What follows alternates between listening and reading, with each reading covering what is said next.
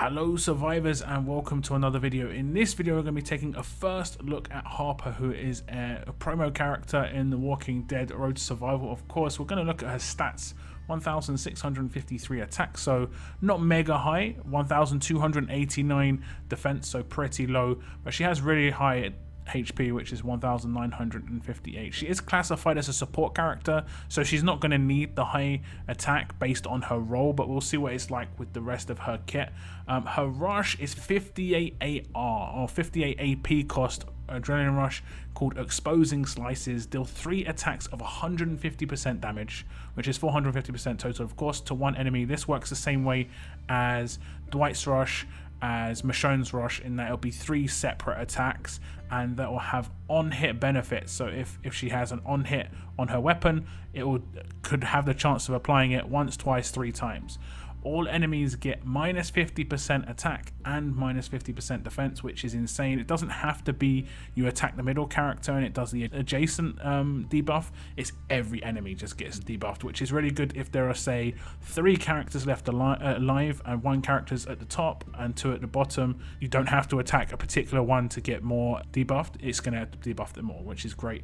The AP cost as well, 58, really fast. Obviously 2 AP off of being a second turn rush on defense, so we're getting there, we're getting close. Obviously if you had a bonus AP weapon, she'll be going off turn 2. We look at her active skill, focus and crit. I'm not a big fan of these sort of active skills.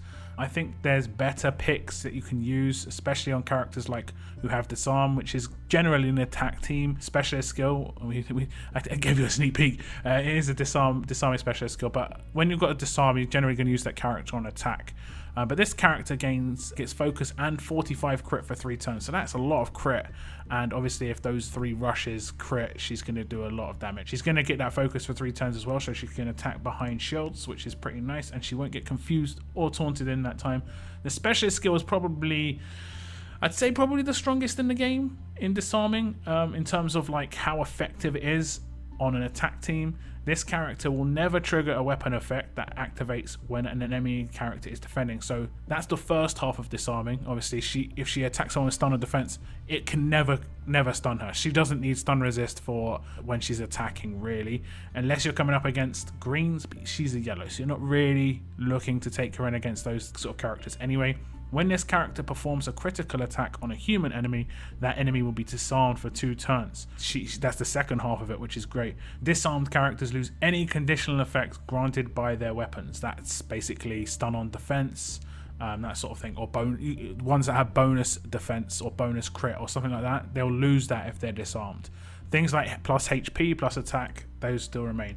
Does not have a leader skill, so we're not going to have someone else who's like Andrea from Survivor Club.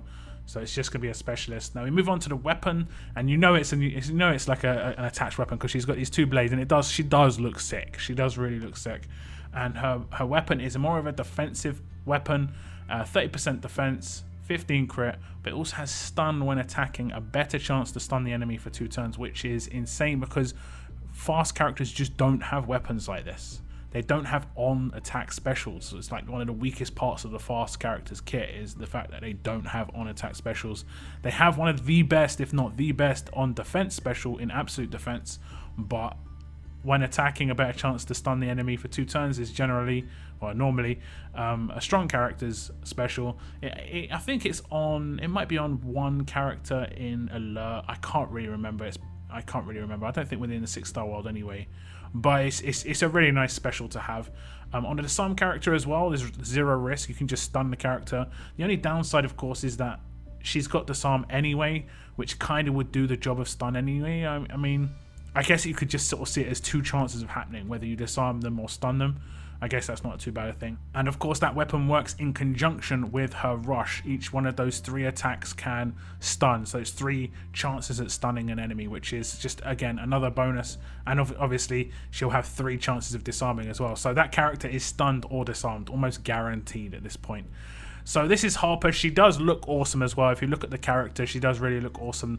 There have been a couple of characters where I've sort of been scratching my head, you know, wondering, you know, what are they going for here, but this doesn't leave too much to the imagination. She looks awesome. She's got the double little blades, and then she's also got, obviously, I think that's a tattoo, is that a blue flowers on her arm.